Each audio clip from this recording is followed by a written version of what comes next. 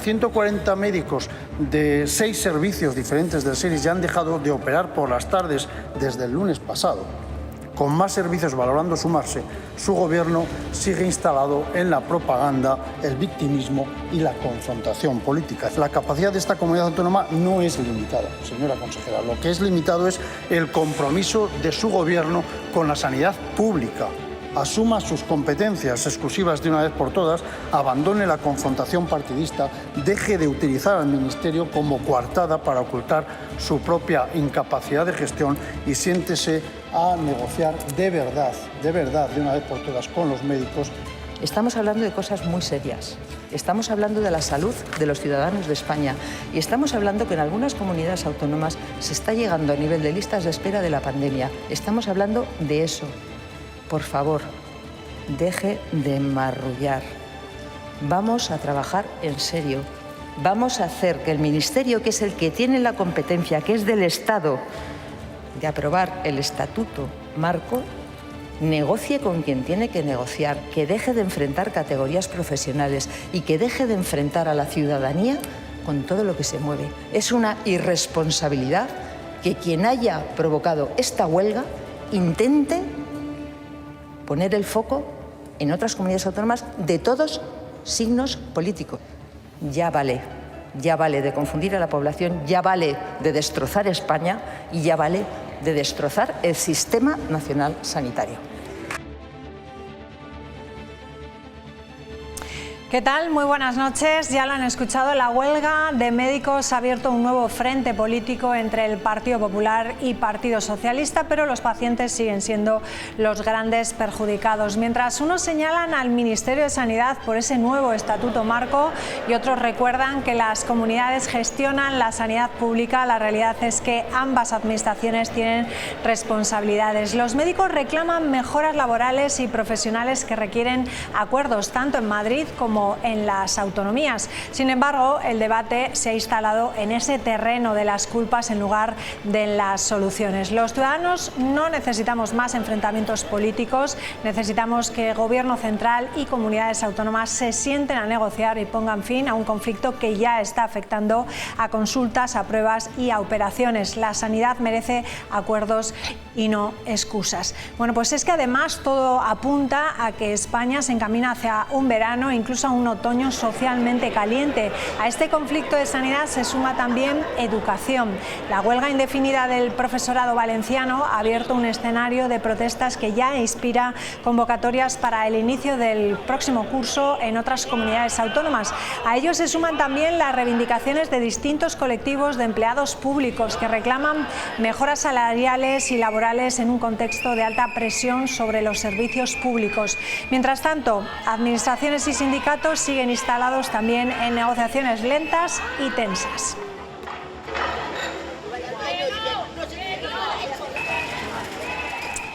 Bueno, y hoy han concluido los exámenes de la PAU para los más de 1.600 estudiantes riojanos convocados en las sedes de Logroño y también en Calahorra. Bueno, pues mientras ellos se presentan a esta prueba, la educación vive otro examen, quizá más profundo, como evaluar el aprendizaje en la era de la inteligencia artificial. La irrupción de herramientas como ChatGPT ha cambiado la forma de estudiar, de buscar información y también de realizar trabajos académicos. Ante esta realidad, docentes y universidades se preguntan si los métodos tradicionales de evaluación pues siguen siendo válidos o si ha llegado el momento de replantear qué significa realmente aprender. Bueno, pues de ello queremos hablar con Carmen Romero García. Ella es profesora e investigadora de la Universidad Internacional de La Rioja y especializada en metodologías activas y evaluación educativa. Carmen Romero, ¿qué tal? Muy buenas noches. Muy buenas noches, muchas gracias. Bueno, díganos, estos días miles de estudiantes que están realizando la PAU, ¿cree que pruebas tan determinantes como estas siguen siendo una buena forma de medir el aprendizaje en pleno auge de la inteligencia artificial? Bueno, yo considero que la PAU sigue siendo útil porque evalúa conocimientos en condiciones controladas. Aparte de que, bueno, es como una prueba de acceso a la universidad y en la calificación final pues se tienen en cuenta también las calificaciones del bachillerato, donde se supone que aparte de pruebas se han evaluado también competencias y otras evidencias de aprendizaje. Yo creo que la pregunta ya no es si debemos hacer exámenes, sino si los exámenes por sí solos son suficientes. Yo creo que el aprendizaje es mucho más amplio que responder preguntas en el examen y que las pruebas de conocimiento se deben de combinar con la evaluación de otras evidencias que nos permitan valorar competencias como analizar información, resolver problemas, reflexionar, argumentar, comunicar y aplicar lo aprendido, que son muy necesarias cuando el alumnado comienza a trabajar con herramientas de IA generativa como por ejemplo ChatGPT. Bueno, por lo tanto, durante estos años se ha evaluado, como dice, ese resultado final. La llegada de ChatGPT obliga a fijarnos más entonces en ese proceso que sigue el alumno para llegar a ese resultado, ¿no? Efectivamente, de hecho la investigación educativa lleva años mostrando que cuando evaluamos solo el resultado final perdemos muchísima información sobre el proceso de aprendizaje del alumnado. De manera que yo creo que la inteligencia artificial ha venido a hacer mucho más evidente esta necesidad. A mí me gusta hablar de evaluación integral, es decir, cuando nosotros me voy a trasladar al aula, vamos al aula y presentamos los contenidos. Es necesario conocer el punto de partida del alumnado, es decir, qué conoce antes de empezar a explicar, porque si no, pues corremos el riesgo de que se aburran porque ya lo saben o a empezar de un nivel muy elevado y no comprenden lo que estamos explicando. Eso lo llamamos evaluación inicial o diagnóstica. Pero además, lo habitual para que haya un aprendizaje significativo es que nosotros diseñemos actividades y que las implementemos en el aula. Ellos trabajan, ponen en práctica los contenidos, los amplían, los refuerzan, a veces incluso los investigan cuando trabajan, por ejemplo, por proyectos.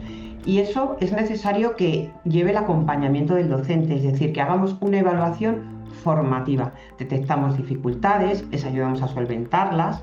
En definitiva, vamos a hacer un seguimiento del proceso que nos va a permitir ver bien y valorar cómo está aprendiendo nuestro alumnado. Si le hubiésemos dejado utilizar la IA, por ejemplo, podríamos estar controlando si está haciendo un uso adecuado de ella, ¿vale?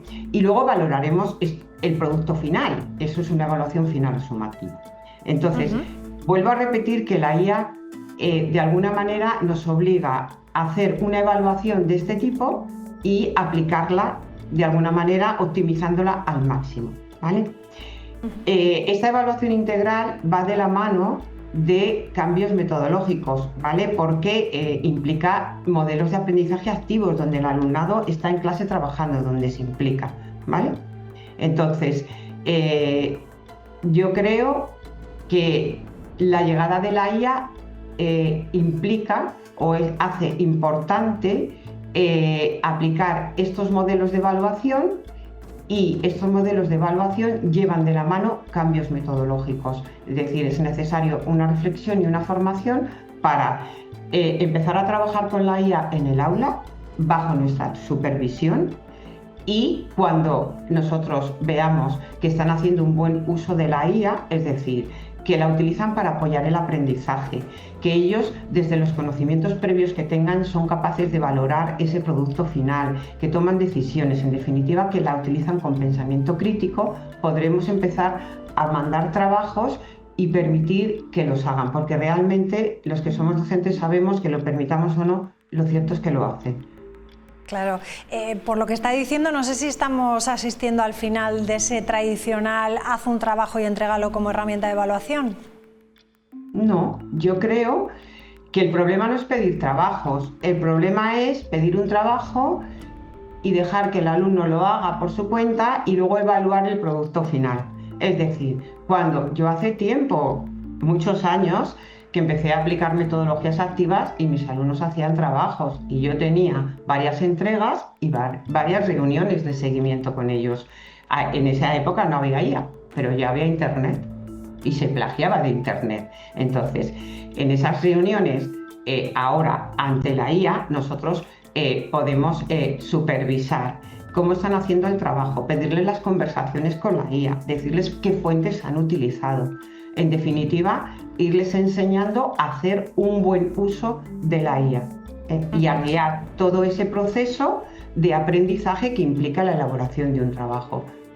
Vale, entonces, por lo que dice, no está prohibido utilizar la IA, pero sí que muchos profesores sí que se preguntan cómo sé si un trabajo lo ha hecho un alumno o la inteligencia artificial. ¿Es una batalla perdida intentar detectar eso? A ver, yo aquí voy a hablar de dos cosas diferentes. Por un lado, los detectores de plagio de IA, hoy por hoy pues no te dan una certeza al 100% de que el trabajo esté o no plagiado y no se puede justificar, ¿no? Pero también yo quiero apuntar esa labor del docente de policía no es la adecuada. Es decir, lo que prohibimos llama muchísimo más la atención. Entonces, esto ha venido, está aquí, va a quedarse. Lo que hay que hacer es responsabilizarnos y enseñar al estudiante a utilizar la IA para potenciar su aprendizaje, ¿vale? No para plagiar. Por otro lado, también quiero apuntar que los docentes debemos formarnos en el uso de la IA, porque cuando nosotros utilizamos la IA, cuando leemos un trabajo que está plagiado, no necesitamos ningún detector, rápidamente lo sabemos y podemos actuar, hablar con el estudiante o replantearnos si estamos actuando bien, si estamos planteando bien el diseño del trabajo y cómo lo podemos solventar, pues un poco con el seguimiento que he planteado anteriormente.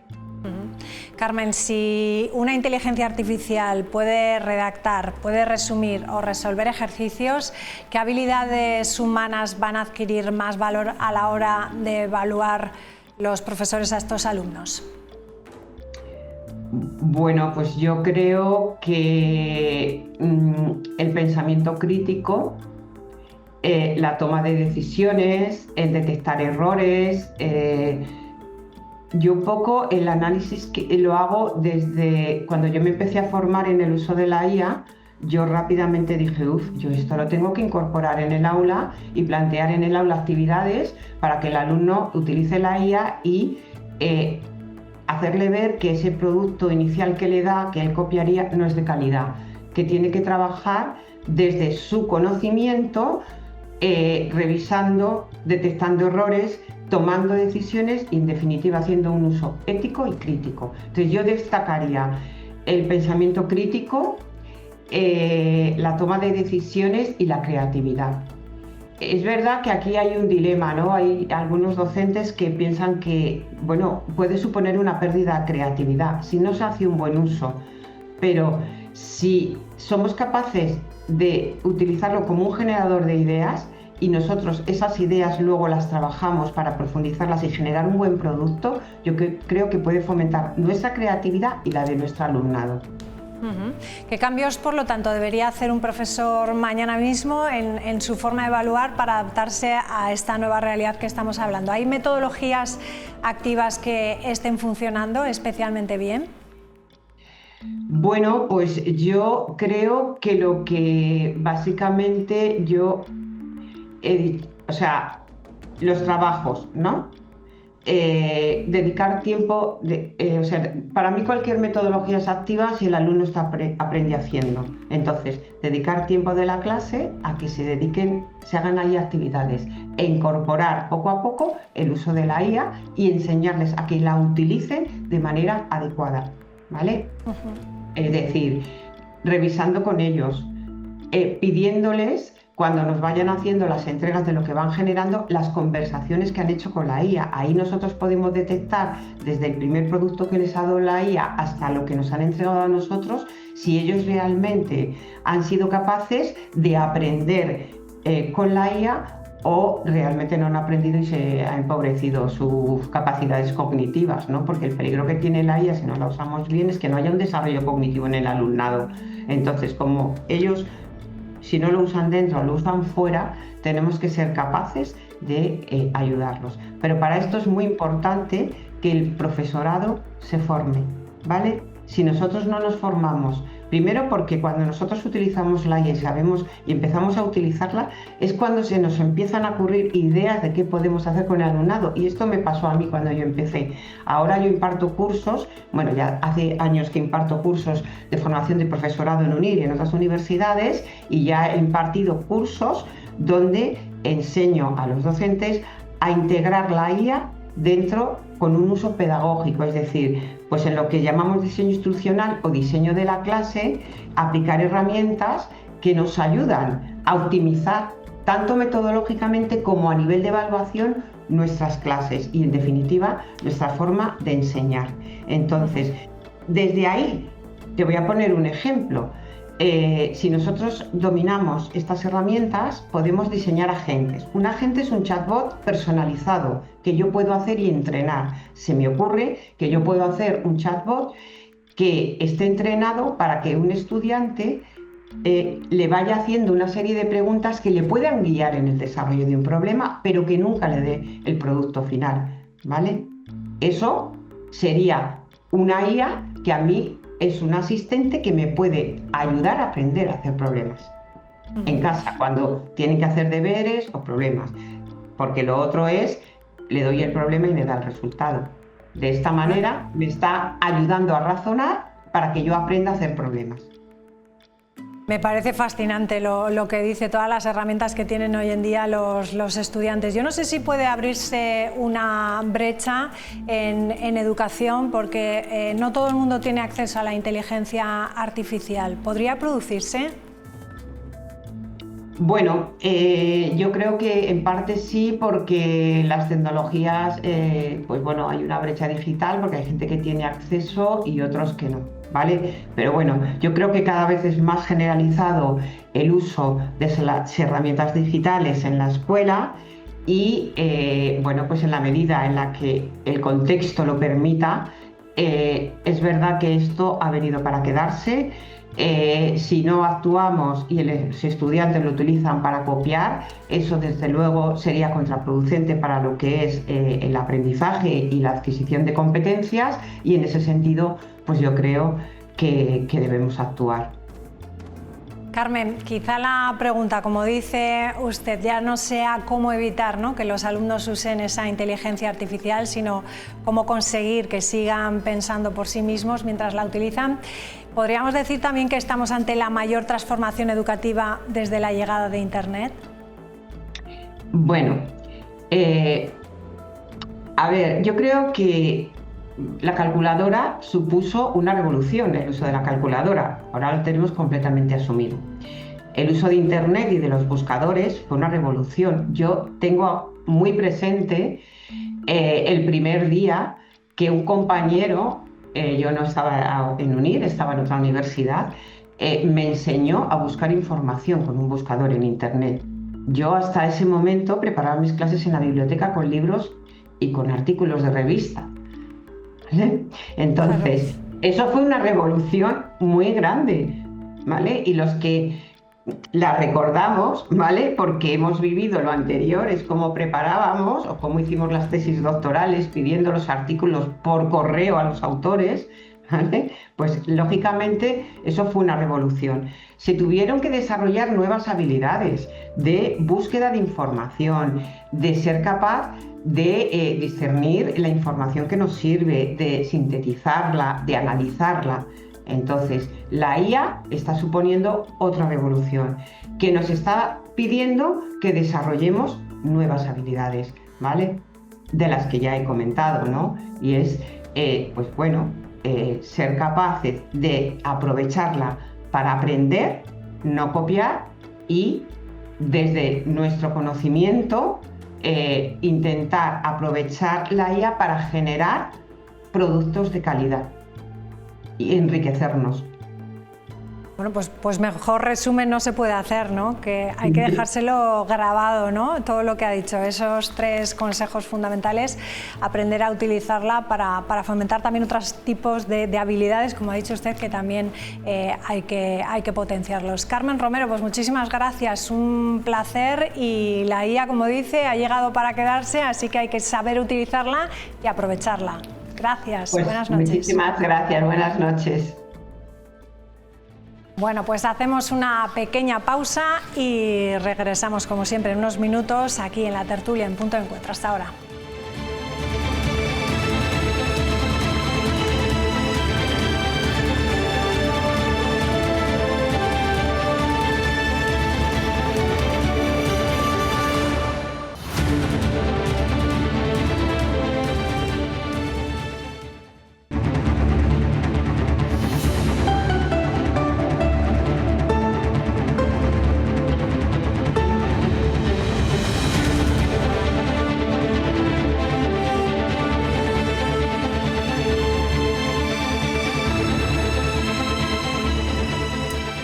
Bueno, pues ya estamos a jueves 4 de junio, tenemos una tertulia con muchísimas cosas que contar, que analizar y vamos a saludar ya a Isabel Ribote. ¿Qué tal? ¿Cómo estás? Buenas noches. Buenas noches, María. Encantada de estar aquí. Encantada de tenerte aquí en el programa. Está también Chuchi Hernández. ¿Cómo estás? Hola, buenas noches. Bienvenido. Eduardo Noguero, ¿qué tal? Muy buenas noches. Un placer, como siempre. Buenas noches. Tenemos muchas cosas también que preguntarte, Eduardo. Nos gustan mucho esos análisis que nos haces de los tribunales y hoy hay que hablar mucho sobre ello. Pero vamos a empezar hablando de esa huelga de los médicos que ha abierto un nuevo frente político entre el Partido Popular y Partido Socialista, pero los pacientes siguen siendo los grandes perjudicados. Mientras unos señalan al Ministerio de Sanidad por ese nuevo estatuto marco, otros recuerdan que las comunidades gestionan la sanidad pública. La realidad es que ambas administraciones tienen responsabilidades. Los médicos reclaman mejoras laborales y profesionales que requieren acuerdos tanto en Madrid como en las autonomías. Sin embargo, el debate se ha instalado de nuevo en ese terreno de las culpas en lugar de en las soluciones. 140 médicos de 6 servicios diferentes del SERIS ya han dejado de operar por las tardes desde el lunes pasado. Con más servicios valorando sumarse, su gobierno sigue instalado en la propaganda, el victimismo y la confrontación política. La capacidad de esta comunidad autónoma no es limitada, señora consejera. Lo que es limitado es el compromiso de su gobierno con la sanidad pública. Asuma sus competencias exclusivas de una vez por todas, abandone la confrontación partidista, deje de utilizar al Ministerio como coartada para ocultar su propia incapacidad de gestión y siéntese a negociar de verdad, de una vez por todas con los médicos. Estamos hablando de cosas muy serias. Estamos hablando de la salud de los ciudadanos de España y estamos hablando que en algunas comunidades autónomas se está llegando a nivel de listas de espera de la pandemia. Estamos hablando de eso. Por favor, deje de marrullar. Vamos a trabajar en serio. Vamos a hacer que el Ministerio, que es el que tiene la competencia, que es del Estado, de aprobar el estatuto marco, negocie con quien tiene que negociar, que deje de enfrentar categorías profesionales y que deje de enfrentar a la ciudadanía con todo lo que se mueve. Es una irresponsabilidad que quien haya provocado esta huelga intente poner el foco en otras comunidades autónomas de todos signos políticos. Ya vale de confundir a la población, ya vale de destrozar España y ya vale de destrozar el Sistema Nacional Sanitario. Bueno, pues ahí veíamos esa guerra política. Yo no sé, Isabel, como ciudadana, tú como viendo afectada como muchos, todos los ciudadanos de este país, de La Rioja, ¿cómo te quedas cuando ves esa guerra política donde ni uno ni otro tiene la culpa y, como decía yo, al final repercute en los pacientes? Pues es que el sentir de la calle yo creo que es la polarización ante todo, o sea, de cualquier tema la polarización, el enfrentarnos, en realidad es un poco eso, el no buscar soluciones y es muy triste porque yo creo que muchas veces en muchos espacios se da esta cuestión de repente que la ciudadanía está totalmente al margen de todo, cuando en realidad son servicios públicos en los cuales el ciudadano es parte de la institución y de hecho es la parte la que más sufre de todo esto. Y la verdad es que la cuestión de la empatía yo creo que deja mucho que desear muchas veces en todos los ámbitos. Nos centramos en una cosa, no salimos de ello y es un problema muy grande que muchas veces yo creo que hay cada día más separación entre lo que es la ciudadanía y los problemas que aquejan a la ciudadanía. Eso es lo que se percibe, ¿no? Yo creo que sí. Por lo menos, sí. Ayer se reunía la mesa sectorial de sanidad. Parece que se llegaba a un acuerdo con los médicos de urgencias, se les iba a subir un incremento por la disponibilidad, pero hasta ahí hemos llegado y lo que ya habían anunciado, ¿no? Que en los próximos presupuestos se verá una partida para poder incrementarles el sueldo. Lo has explicado tú muy bien al principio cuando has dicho, en la sanidad lo que se ha transferido a las comunidades autónomas es la gestión. los cuerpos siguen siendo nacionales, es decir, todos los médicos, las enfermeras, las TKE siguen siendo cuerpos nacionales, dependen del Ministerio. Hace unos meses, a nivel de Ministerio, el Ministerio con ciertas organizaciones sindicales, entre ellas CESIF, alcanzamos un acuerdo, yo creo que es el más importante en los últimos 25 años, en el que se aprobaba un nuevo estatuto marco que engloba a todas las categorías sanitarias y no sanitarias del Sistema Nacional de Salud, es decir, a todos los profesionales que trabajan para la sanidad. Que cada colectivo o cada trabajador quiera hacer huelga por lo que ellos estimen oportuno, están en su derecho y sin ningún tipo de crítica.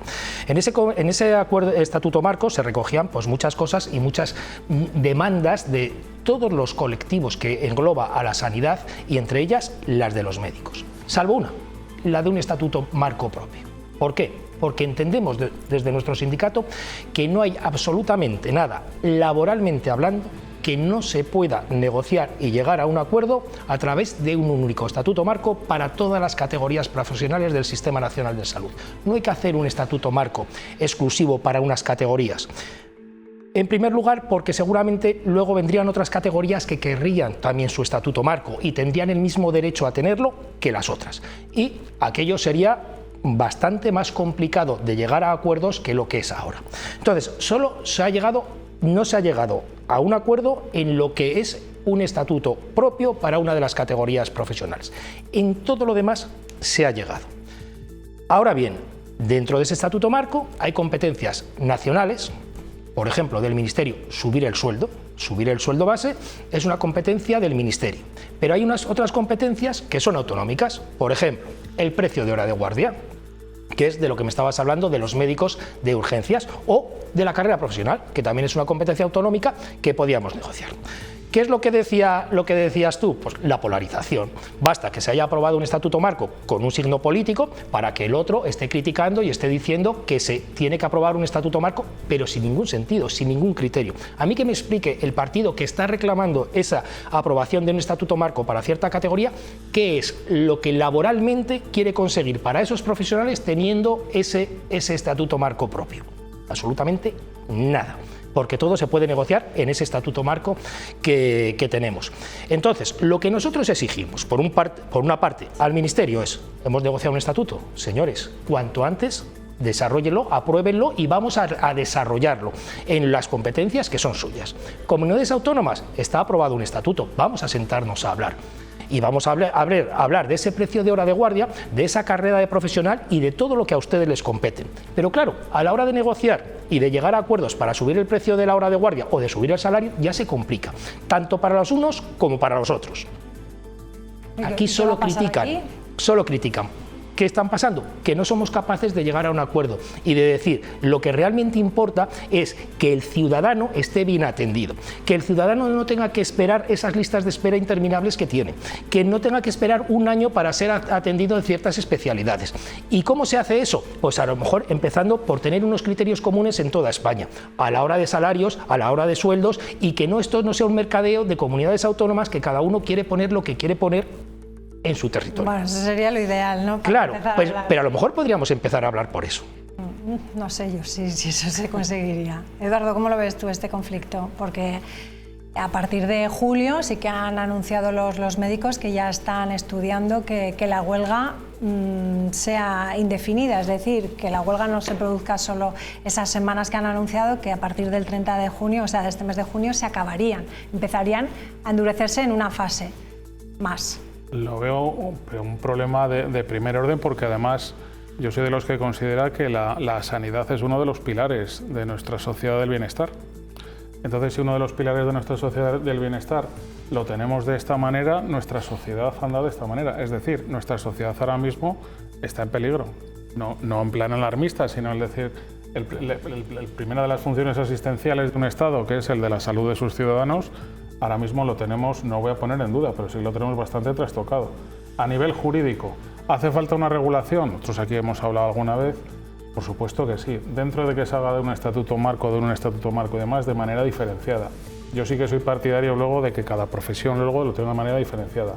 La técnica jurídica que se utilice, si es dentro de un estatuto con epígrafes y apartados para cada uno, o si son por estatutos marcos diferenciados, entiendo que eso es lo de menos, siempre y cuando las considero que legítimas luego reivindicaciones que están haciendo los médicos tengan cubiertas, está. Y luego también nos tenemos que dar cuenta de una cosa, nos faltan médicos, por los motivos que sean. Entonces son unas reivindicaciones que luego cuando están haciendo, entiendo que también tienen una base, sin entrar ya en puntos en concreto, sí o no. Cierto y totalmente de acuerdo contigo de que luego el mercadeo luego entre las comunidades autónomas es algo que apuntabas que decir, ¿te imaginas? Ojalá, eso es lo que pasaba aquí antes de la transferencia luego a las comunidades autónomas, en el que estaba el INSALUD, el Instituto Nacional de Salud. Igual era un momento en el sentido de hacer una nueva recentralización de unos elementos propios. No lo sé, lo dejo solamente como apuntar como una forma de generar debate, pero en cualquier caso lo que sí que hay que hacer sí o sí es evitar las imágenes que estamos viendo, porque insisto, toda la legitimidad tienen para luchar por sus derechos, pero que es que luego detrás estamos luego las personas. Y no les estoy culpabilizando, sino al revés. Es el decirle, señores implicados en el asunto, pónganse a negociar. Claro. Sí, sí, es una llamada de atención ya importante, porque además ahora llegan las vacaciones. Muchos médicos no van a estar, no se van a cubrir esas bajas y se va a complicar muchísimo más, ¿no? Las listas de espera van a subir rápidamente, si es que ya las tenemos. Ya las tenemos, pero es lo que estáis comentando, lo que apuntaba Eduardo también del tema de los cuidados. Es que ya no solamente, me estoy adelantando, pero no solamente son los médicos, estamos hablando de la educación, de la sanidad, que son los pilares fundamentales del estado de bienestar. Y realmente es una cuestión que hay que solucionar de alguna manera si esto queremos que no se nos dé la vuelta. Porque es verdad que no ser muy pesimista, sino ser realista de todo lo que está pasando. Independientemente de lo que estaba comentando también Chuchi a nivel de... Y estoy totalmente de acuerdo con que no haya las guardias que está viendo. O sea, yo tengo amigos médicos y es increíble, o sea, estar viendo personas que están 3 días seguidos de guardia, o sea, además diferenciando también entre las categorías distintas y entre tipo de profesionales, porque no es lo mismo, apunto, un especialista que un médico que está supliendo o con las urgencias. O sea, que también es verdad que los distintos tipos de profesiones dentro de lo que es en sí, varía mucho también la historia, pero sí que es verdad que también hay que tener mucha empatía ante eso. Y también un pedir a la ciudadanía también que tengamos la empatía muchas veces, porque también yo creo que todos y todas tenemos amigos o familiares en los cuales cuando ha habido un caso problemático, ahí está también lo que es la ética del buen profesional que se vuelcan. O sea, yo ahora mismo he estado comiendo con una amiga que acaba de tener un cáncer, esto fue hace 2 meses y esta persona ha sido operada a los 15 días, o sea, quiero decir que eso sigue funcionando, pero yo creo que también por la buena voluntad de los profesionales que tenemos en esta región y en este país.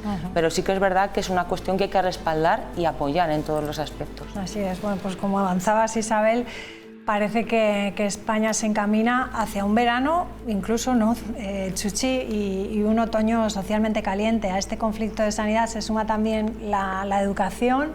La huelga indefinida del profesorado valenciano ha abierto un escenario de protestas que ya inspira también convocatorias para el inicio del próximo curso en otras comunidades, y a ellos se suman reivindicaciones de distintos colectivos de empleados públicos que reclaman mejoras salariales, laborales, en un contexto de alta presión sobre los servicios públicos, que es lo que estamos hablando en esta mesa esta tarde.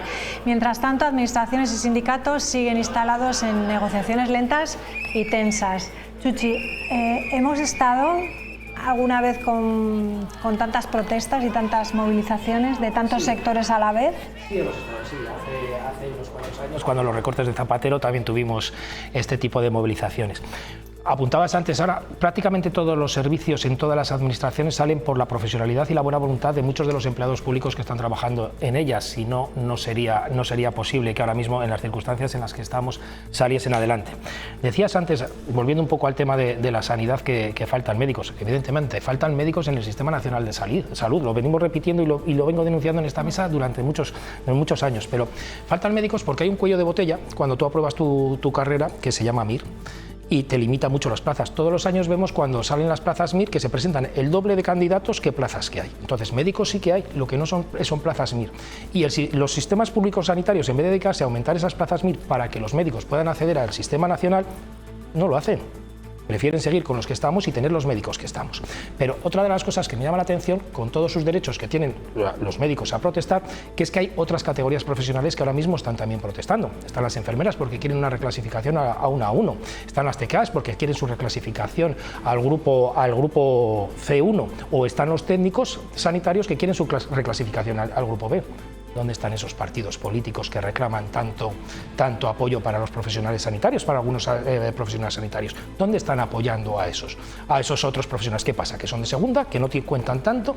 ¿No les importan esos profesionales sanitarios? ¿Dónde está ese partido que ha estado reclamando hoy en el Parlamento ese estatuto marco autonómico para los médicos? ¿Dónde está para reclamar a esos estatutos, a esos técnicos que los engloben en el grupo B? Solo hay ciertas profesiones que tienen todo su derecho y encima, insisto, muchas de las reivindicaciones que tienen y que están haciendo ya están recogidas en ese estatuto marco que hemos negociado. En cuanto al resto de las movilizaciones, evidentemente es lo que venimos denunciando. En educación, la falta de autoridad docente es una constante.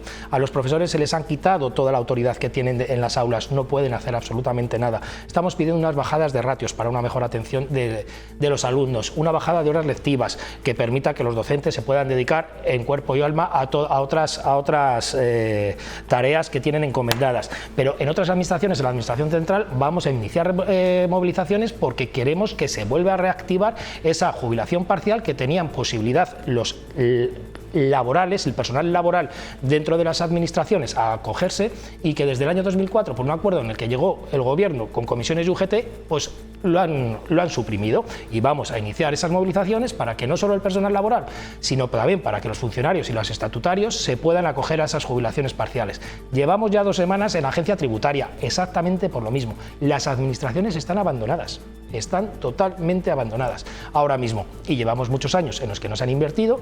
Es imposible con la tasa de reposición reponer plantillas, con lo que el servicio que se les presta a los ciudadanos, que es en definitiva el que siempre lo acaba pagando, cada vez es peor, pero que ya llevamos muchos años diciendo esto. Y yo lo he dicho muchas veces en esta mesa, yo en el año 2012, en una comparecencia en el Parlamento de La Rioja, ya advertí de la fuga de profesionales, en este caso médicos, a otras comunidades autónomas. Desde el año 2012 al 26 han pasado 14 años y en esta comunidad autónoma no se ha hecho absolutamente nada para impedir eso. Pues yo me quedo así porque digo, bueno, solo faltan los periodistas, nosotras, podemos salir también, y los abogados que también estáis pendientes de Pero María, pero con toda la razón del mundo. Os lo he dicho al inicio, el otro día me saqué una tabla de salarios mínimos y La Rioja tiene un salario mínimo en La Rioja de 27.000 euros. La media nacional son 29.000. País Vasco tiene 35.000 y Navarra tiene 32.000. O sea que también tendríamos todo el derecho, todos los trabajadores de esta comunidad autónoma, a salir a protestar. Venga, pues vamos a hablar de otro asunto. A nivel nacional, la publicación del sumario del caso Leire sigue marcando la actualidad. Hoy hemos conocido nuevos datos. El Partido Socialista ha cerrado filas tras conocerse nuevos detalles del caso Leire 10 y sostiene que los hechos responden a actuaciones individuales ajenas al partido. Reivindican su transparencia y aseguran haber actuado contra los implicados. Hoy las miradas se han puesto en altos cargos de la Guardia Civil y su relación con Leire 10. Rafa Navarro nos lo cuenta. Rafa, cuando quieras. María, ¿qué tal? Ayer tarde conocíamos ese sumario y hemos podido escuchar las conversaciones a viva voz que tuvo la fontanera y que han asentado las investigaciones de esta presunta trama. Hoy el punto de mira, todos los focos están en la directora de la Guardia Civil, Mercedes González. El sumario acredita que tuvo hasta 3 reuniones presenciales con Leire 10 y que ésta presumía de su amistad y de su confianza. El ministro Marlaska defendía hoy la honestidad de la directora de la Guardia Civil. Y en ese sumario la UCO expone que la trama estaba dirigida por Santos Cerdán y Leire 10 como brazo ejecutor, los dos para proteger intereses del presidente. En esos registros, destacar del sumario hasta 7 cajas se llevó la UCO del sótano de Ferraz, hablando con información de Santos Cerdán, y también destacar de ese sumario las declaraciones judiciales previas de testigos como el exdirector de la UCO, que dijo que recibió órdenes de arriba para que se pusieran de perfil ante los casos judiciales que se estaban investigando al entorno del presidente, como el de su hermano. También destacar las palabras aquí en la Audiencia Nacional de Carmen Pano, esa empresaria que dijo que había llevado 90.000 euros en bolsas a Ferraz. Dijo aquí en sede judicial que la abogada de Koldo García se reunió con ella hasta 3 veces y que le dijo que gente del PSOE le iba a pagar, le iba a sobornar para que cambiara esa declaración porque, palabras textuales, había que salvar el culo a Ábalos y a Koldo. Hoy continúa la investigación del caso con un nuevo registro en Bilbao. En la empresa Tubos Reunidos. Esta pieza es secreta dentro del caso. Seguimos conociendo más detalles del sumario del caso Leire. Entre el material incautado la pasada semana en Ferraz, varias agendas manuscritas de Cerdán, facturas de viaje de Cerdán y Leire Díez y los teléfonos de la gerente y de 2 empleadas del partido. Hasta 7 cajas con información de Santos Cerdán había en el sótano de Ferraz. Y en casa del exdirigente socialista Gaspar Zarrías, 20.000 euros en un baúl de su salón. El juez no deja lugar a dudas en el fin de la causa investigada. Una presunta trama organizada entre 2024 y 2025 para proteger los intereses del partido, del presidente y de miembros del gobierno ante las causas judiciales que les afectaban. La investigación sitúa a Santos Cerdán como jefe de la presunta trama y a Leire Díez como brazo ejecutor. Y también expone el sumario que Santos Cerdán habría puesto la estructura del partido a disposición de la misma. Entre las declaraciones de testigo previa a los registros, el exjefe de la UCO declaró haber recibido órdenes de sus superiores para ponerse de perfil en investigaciones que afectaban al entorno del presidente. Hoy hemos conocido que ese sumario también pone en el foco a la directora de la Guardia Civil tras las 3 reuniones presenciales que tuvo con Leire Díez. Se extrae de las conversaciones la confianza que dice Leire tener con la directora de la Guardia Civil y que iba a instarla a indagar a la UCO por las supuestas filtraciones de los asuntos del gobierno. El ministro del Interior lo ha desmentido. Y a mí lo que me consta de la directora de la Guardia Civil es absolutamente su actuación ejemplar en todo momento y su plena honestidad. Y esta mañana, dentro de una pieza secreta sobre este caso Leire, la UCO ha registrado en Bilbao la sede de la empresa Tubos Reunidos. Pues tenemos de todo, ¿no? Contradicciones, dinero escondido, sobornos, nombres ocultos. Sí, sí. No sé si Leire le llamaba ameba a Koldo. No sé, hay de todo. Pero fíjate, mira. Organización criminal, delito de cohecho, revelación de secretos, inducción al falso testimonio, acusación falsa, falsedad en documento mercantil, prevaricación, tráfico de influencias y delito contra las instituciones del Estado sin perjuicio de ulterior calificación. Estoy leyendo el auto de la causa, que más que secreta diremos que es discreta, ¿vale? Del Tribunal Central de Instancia. El principal problema que desde mi punto de vista creo que tenemos con este caso no es luego al final los entresijos en sí, porque solamente este auto ya creo que tiene casi 50 y pico páginas. Es la complejidad de la causa que, tenemos una periodista en la mesa, está sirviendo un poco más para abrir telediarios con conversaciones sacadas un poco de contexto a lo que de verdad tiene que ser esta causa, que es, ante la gravedad de los hechos, en un momento de instrucción, siempre bajo la salvaguarda de la presunción de inocencia, el que la justicia los depure en su razón. Vamos a ser honrados con nosotros mismos. Nadie conocemos, al final, todo el sumario en sí. Los 400 y pico folios que se estaban rulando por ahí y demás. Entonces, solamente estamos viendo, lo decimos siempre en estas tertulias, los 4 cortes que nos están poniendo, que son los más sensacionalistas. De todos estos delitos que hay aquí, yo no digo que no se hayan cometido, que sí, que no. Lo que es bastante serio y bastante preocupante es que siquiera hayan salido a la luz. Y yo ahí sí que me fío, más que completamente, es que si el Tribunal Central de Instancia lo está haciendo con una causa secreta, lo está haciendo con la UCO detrás, y hay unos magistrados que están firmando aquí unas resoluciones en forma de auto, es decir, o sea, que no son meras sospechas. En fase de instrucción son todo elementos indiciarios, es decir, aquí todavía no se ha aprobado nada. Pero es decir, o sea, cuando a ti te levantan semejante procedimiento, es decir, algo hay detrás. Algo tendrá que haber eso. Insisto, ese algo hay detrás no significa que por supuestísimo que hay detrás y que hay que culpar. Pero entonces ahora lo que tenemos que hacer es agarrarnos un poco en nuestro deseo de despellejar al contrario. Me da igual en este caso que en otros que están saliendo, ¿eh? Sí. De despellejar al contrario, porque tú fíjate qué malo eres y qué corrupto, pero yo no.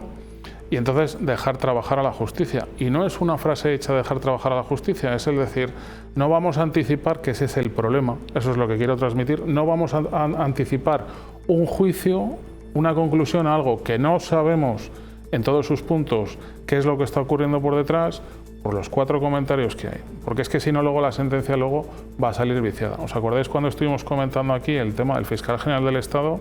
Todo el mundo ya tiene la idea de una manera, blanco o negro. Lo que pasa es que estuvimos viendo aquí que hay una escala de grises tremenda. Bueno, ¿vale? Eduardo, pero claro, tú ves esto...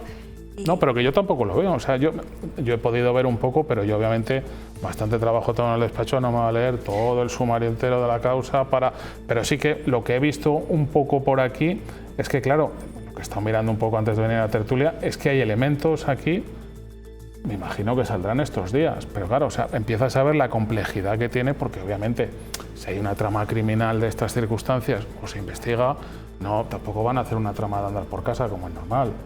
O sea, cuando una persona tiene acceso y recursos a lo que estamos viendo un poco, claro, los niveles de complejidad son tal. Entonces, claro, se empieza a ver aquí esa complejidad que hay. Y luego sacas la hemeroteca, que a nosotros nos gusta mucho, y vas viendo que Leire decía que no había cobrado el Partido Socialista, y resulta que sí, que ha cobrado el Partido Socialista. Esto es un hecho, esto no es una opinión.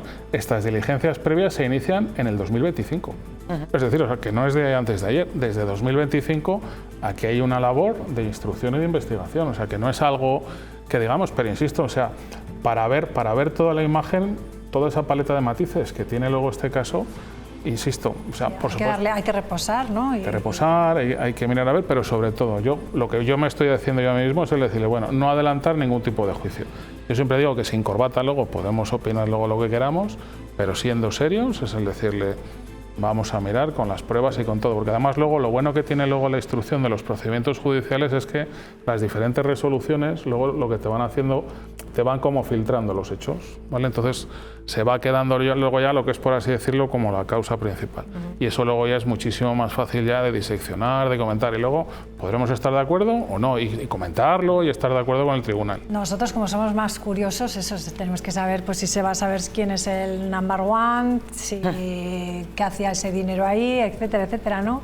¿Qué curiosidades te surgen aquí de este caso? Todas, pero sobre todo es eso lo que estaba comentando Eduardo también, o sea, que así de entrada todo lo que el juez está planteando, todo lo que es el sumario es brutal, y claro, y luego creo que hay que ponerlo a reposar, pero sí que es verdad que el sensacionalismo está por todos los sitios, lo que comentabas, el One, el jefe, ya empezamos aquí. Hemos oído a la Meva, lo he oído hoy por primera vez, que a la larga, sí, al final yo creo que nos quedamos siempre en estas cuestiones que nos hacen mucha gracia, creo que nos tenían que hacer bastante poca, realmente también, y sobre todo a mí lo que me da más miedo es controlar qué mecanismos de control institucional hay, porque si al final estamos acostumbrándonos a esto constantemente, al final es un poco lo que estábamos hablando, al final no se trabaja en lo que hay que trabajar, que es en lo que es una sociedad de bienestar como la que llevamos teniendo hace muchos años y la cual a este paso vamos a terminar olvidando porque terminamos ya hasta la ciudadanía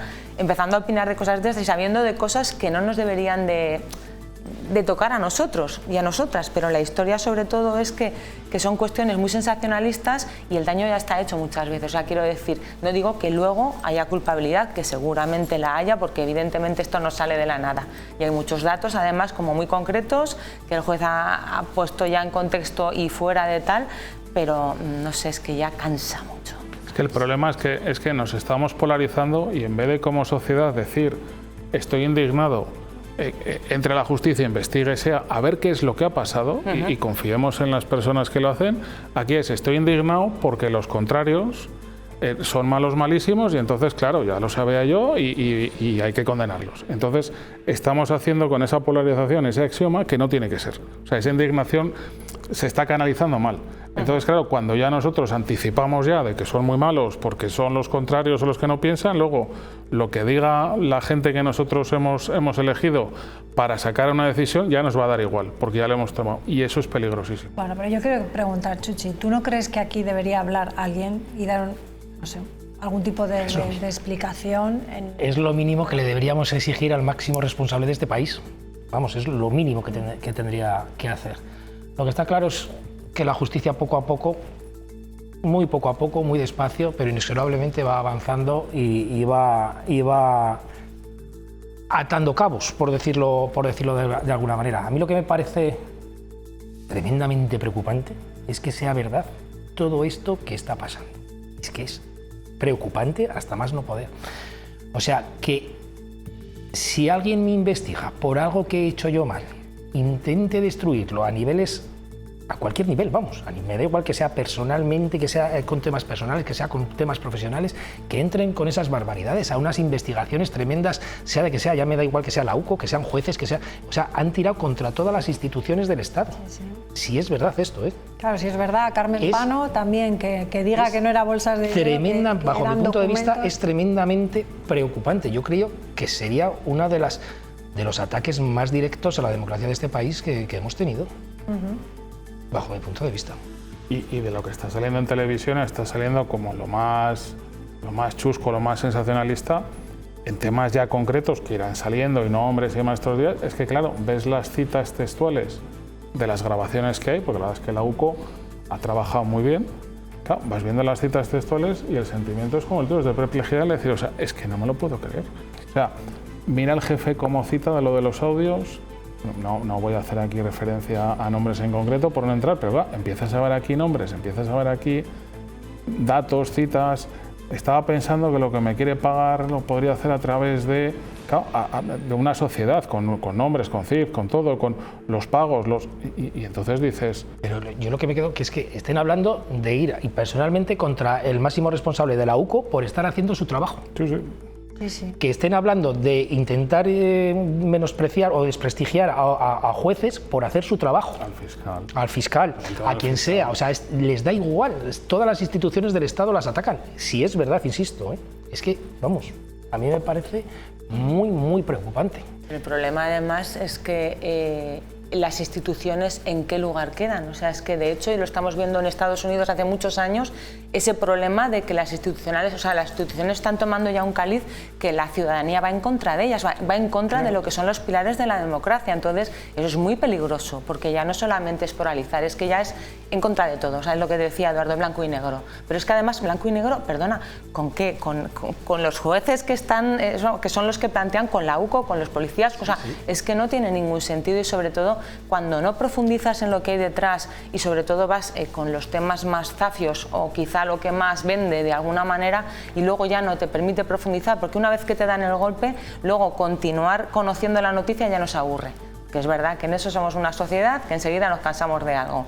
Y la historia es que, insisto, o sea, se hace el daño y luego lo que teníamos que tener la posibilidad de seguir continuando y aprendiendo de eso como sociedad también, para poder defendernos, porque al fin y al cabo esto es un ataque a la sociedad como tal y a toda la ciudadanía. Esto sí es verdad, sí que tendríamos que salir también a la calle, ¿no? Por supuesto que teníamos que salir a la calle, pero desde hace tiempo que teníamos que haber salido con todas estas cosas. Si esto es verdad, bueno, pues no tenemos tiempo para más, lo tenemos que dejar aquí. El fin de semana me imagino que continuarán saliendo más cosas, ¿no? Bueno, aquí hay para hacer, pero varias temporadas. Además. ¿Cuánto puede durar esto? Esto durará. Yo solamente con lo que he podido ver un poco, o sea, aquí tiene que desfilar todavía, pero muchísima gente, y vamos a ver cosas partícipes que ya hemos estado viendo, pero luego vamos, o sea, aquí hay gente implicada, vamos. No, se habían planteado incluso llamar al presidente del gobierno a declarar también. Es que es triste, pero es que sale todo el rato. Entonces, pero yo creo que este hombre lo que tendría que hacer es, pero yo estoy de acuerdo contigo, o sea, pero una defensa activa desde el momento uno. O sea, pero cuando digo activa, o sea, vamos, o sea... ¿Por qué no denuncian a Leire? No se sabe. Algo tendrá, ¿no? No lo dices tú. Venga, que me voy a mojar. ¿Por qué no denuncian a Leire? Yo he hecho más de menos en el sentido de decir, ellos tienen la información, lo mismo que la puedo tener yo, lo mismo que se puede tener. Si tú no has hecho esto, es tan sumamente sencillo salir y no empezar a desmentirlo de manera general, sino ir punto por punto. Es decir, mire, 1, esto, 2, esto, 3, esto. Personas que están implicadas y demás, que es el decirle que por supuesto que está la presunción de inocencia, pero dentro de la presunción de inocencia, como se salvaguarda más la presunción de inocencia, también es el poniendo luego un poquito en cuarentena, en el sentido de decirle, oye, mira, te están acusando de una brutalidad de salvajadas, vamos a ponerlo en stand-by. Claro, que salga el ministro Marlaska diciendo no me consta el mal actuar de la directora general de la Guardia Civil, es el decirle, pero señor ministro, que no es que no le conste, que es el decirle, oiga, que es que tiene usted ahora mismo una serie de presunciones, una serie de indicios de que puede decir lo siguiente. Entonces no es el decir no me consta, es que yo soy el ministro de Interior, levanto el teléfono y le digo, ven a capítulo aquí inmediatamente, o sea, o me das una explicación negro sobre blanco de una manera en la cual me convocas una rueda de prensa inmediatamente y lo primero me dices que el que haya dicho esto vas a ir a por él por difamación, plantamos cara y entonces tienes todo mi apoyo y el del ministerio detrás, o no me consta. Ya, queda ahí un poco escasa, ¿no?, esa explicación. Bastante escasa. Pero es que hay muchísima gente, es que claro, el problema de que cuando revuelves el fango es que luego el fango, claro, luego también empieza a salpicar. Ha habido gente que aparece luego aquí que también le están achacando cosas de cohecho y demás, que es el decir, o sea, que igual lo están haciendo ya, ¿eh? Pero tiene que haber salido en primera página, o sea, es que imagínate que sale cualquier conocido nuestro y que dice que es que me están acusando de esto, ¿y qué vas a hacer? No, pues reaccionas. Claro. Entonces, yo eso es lo que estoy echando de menos. Sí, o sea, una reacción fuerte porque... Así es. Vamos a ver. Si esto va a dar para Vamos a ver, sí, semanas, ¿no?, o meses, ya veremos. Bueno, pues muchísimas gracias a los tres, un placer teneros esta tarde. No sé qué va, la semana que viene medio fiesta, no sé si disfrutaréis de las vacaciones, si no, que os quedéis trabajando. Bueno, disfrutarlo como podáis. Gracias por estar con nosotros. Buen fin de semana y les dejamos ya a todos ustedes con Mayores en Acción. Nos vamos hasta Uruñuela. Adiós, buenas noches.